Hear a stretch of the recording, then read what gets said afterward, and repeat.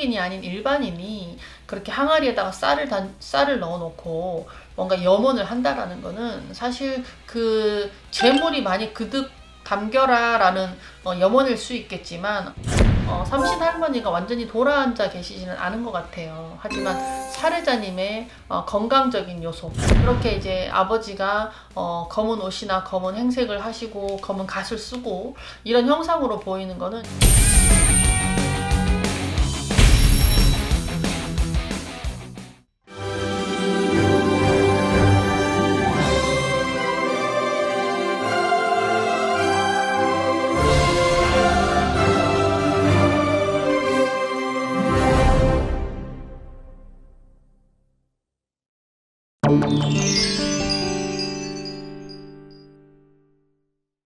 안녕하세요. 백허신동 이다영입니다. 여러분, 오늘은 댓글 읽기를 한답니다. 저를 이제 빡 앉혀놓고 우리 김 감독님께서 댓글을 읽어주신다는데, 댓글을 또 이제 읽어주시면 제가 아는 한에 성심성의껏 답변해 드리겠습니다.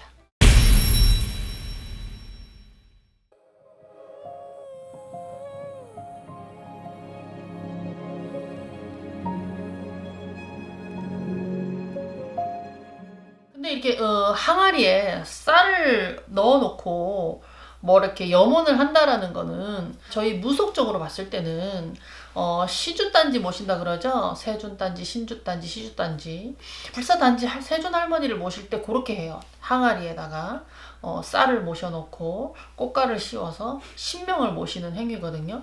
무속인이 아닌 일반인이 그렇게 항아리에다가 쌀을 넣어놓고 뭔가 염원을 한다라는 거는 사실 그 재물이 많이 그득 담겨라라는 염원일 수 있겠지만, 혹여 자칫하다가 그 쌀에 그 항아리에 어떤 의미를 부여해서 허주나 뭐 말명, 안 좋은 객귀 그런 기운들이 앉을 수도 있기 때문에 어떤 사람이 그런 행위를 하느냐에 따라서 또 다를 수 있거든요. 그래서 강민지 님이 이제 그런 행위를 할 때는 재물을 바라는 의미로 하셨겠지만, 혹여 잘못하다가 허주나 나쁜 기운들이 타고 그 자리에 앉아서 집안에 우환이나 애군을 부를 수 있기 때문에 그렇게 뭔가 단지에 쌀을 넣어놓고 재물을 염원한다 뭐 이런 행위는 정말 신중하게 하셔야 되고, 될 수 있으면 안 하시는 게 좋습니다.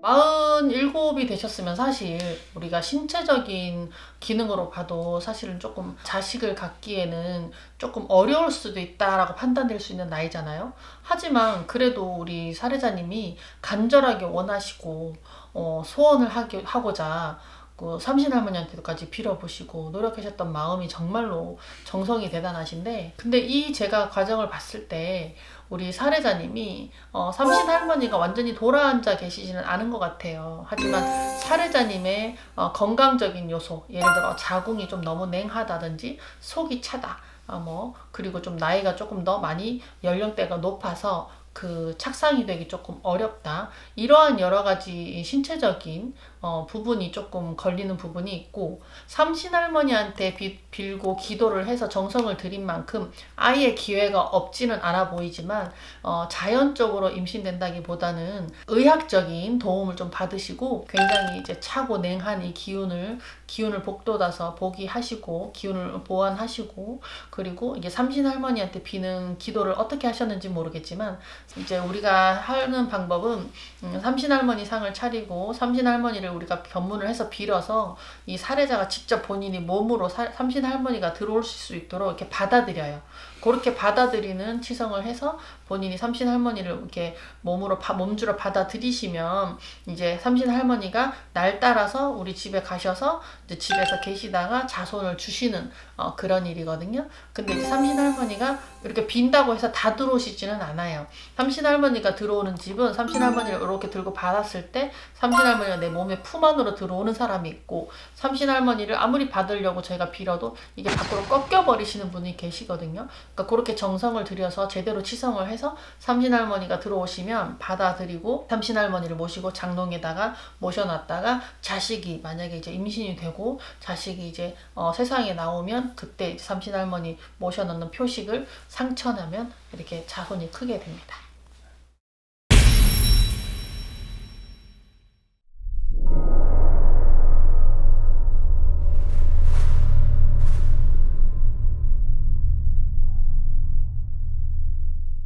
닭띠, 토끼띠, 닭띠라고 해서 이렇게 보내는 주셨지만 이분이 뭐 엄마다, 아버지다, 뭐 남편이다, 본인이다 이런 주어가 없었기 때문에 정확하게 표시를 할 수는 없지만 올해는 이 토끼띠가 삼재예요. 삼재이신 분들도 계시고 또 그리고 보내주신 연도의 생일에 기운이 화장을 잘못하거나 산소 이장을 잘못했을 때 산바람이나 애군이 불 수 있는 기운들을 가지고 있는 사주들이신 것 같아요.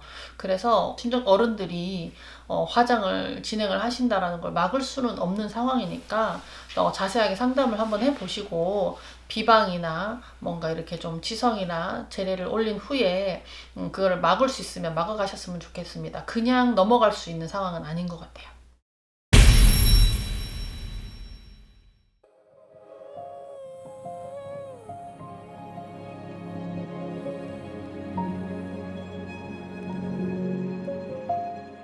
아버지가 검은 옷이랑 검은 갓을 써서 아버지라고 보실 수도 있겠지만 제가 꿈을 해석하기에는 아버지 형상을 했지만 아버지를 모셔간 사자, 아버지를 잡아간 사자, 저승사자가 이제 뭐 욕을 한다든지 집안에 이렇게 다시 사자가 집안에 발을 들이려고 하니 살해자분이 꿈에서도 나쁜 기운을 감지하고 막 욕을 해서 쫓아낸 것 같아요.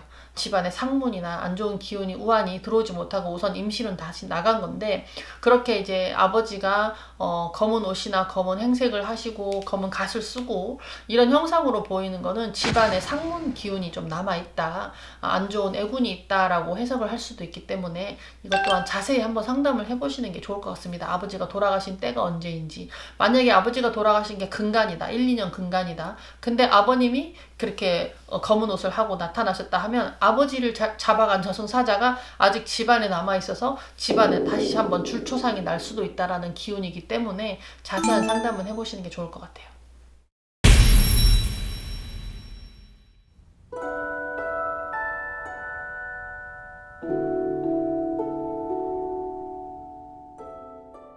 사실은 안 가시면 제일 좋죠. 특히 아기 낳고 3, 7일 안에, 21일 안에는 양가 부모님 또한 그거를 걸러주시면 더 좋은데 만약에 이제 그런 상황이 안 된다 할 경우에는 상갓집을 갔을 때 또 누가 죽었다라는 소리를 들었을 때 그 아이와 아이 부모님한테는 전달하시지 않고 그리고 상갓집을 갔을 때는 아이를 보러 안 오시는 게 좋습니다. 아이가 태어나고 3, 7일, 21일 안에는 절대로 부정을 가려야 되는 때이기 때문에 혹시나 집안에 상문이 나거나 안 좋은 일이 있을 때 아이와 아이 엄마, 아이 아빠한테는 그런 상문을 안 전하시는 게 더 좋고 양쪽의 부모님도 혹여나 그 안에 다른 집에 문상을 가실 일이 있으시면 갔다가 아기를 보러 그 집에 안 가시는 게 좋아요. 옷장에는 삼신할머니가 계시고 세존불사가 계시는 자리이기 때문에 처녀짝에 쓰던 옷장은 안 가지고 오시는 게 좋습니다. 왜냐하면 친정에 있는 업을 가지고 나오는 거라서 본인이 새로 사거나 이제 그 옷장을 쓰시는 게 본인도 좋고 남편도 좋아요. 그래야 시댁 집안과 우리 집안의 세존할머니가 같이 그 옷장에서 집안을 지켜주고 수명을 권장하십니다. 굉장히 고가의 아이용품들도 비싸요. 그거를 그냥 그때 샀다가 조금 지나서 다 뭐 버리고 하기 너무 아깝잖아요. 사실 본인이 가지고 와서 내가 별 꺼림직하지 않다라고 하면은 그렇게 쓰셔도 큰 상관은 없지만 만약에 내가 너무 꺼림직하다, 남이 애기가 쓰던 물건을 우리에게 쓰게 하는 게 좀 꺼림직한 기운이 드는데 그래도 좀 이렇게 현명하게 너무 과소비하는 것보단 이렇게 좀 잠깐 쓰는 물건이니까 쓰고 싶다 할 때는 그 물건을 가지고 올 때 빨간색 임금왕자를 써서 뭐 예를 들어서 침대 같으면은 4귀퉁이 그리고 가운데 5군데를 이제 적어서 바닥에서 이렇게 적거나 스티커에다가 적어서 붙여서 그렇게 쓰시고 돌려보낼 때 스티커를 뗀다든지 뭐 그렇게 이제 해서 쓰시면 별 상관없습니다.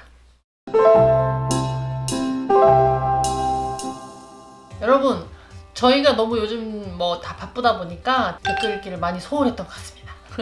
여러분들이 댓글을 많이 보내주시고 궁금해 주신 점을 많이 달아주신 거를 어머니가 바쁘실 때는 제가 이렇게 댓글 읽기를 해드리고, 또 제가 또 촬영 가는 날에는 어머니가 또 해주실 거고, 같이 여러분들이랑 소통을 하려고 많이 노력을 할 테니까 궁금한 점 많이 올려주시고 자주자주 만날 수 있도록 이런 자리를 많이 만들고 성실히 답변하겠습니다.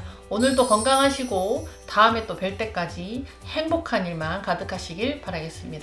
감사합니다.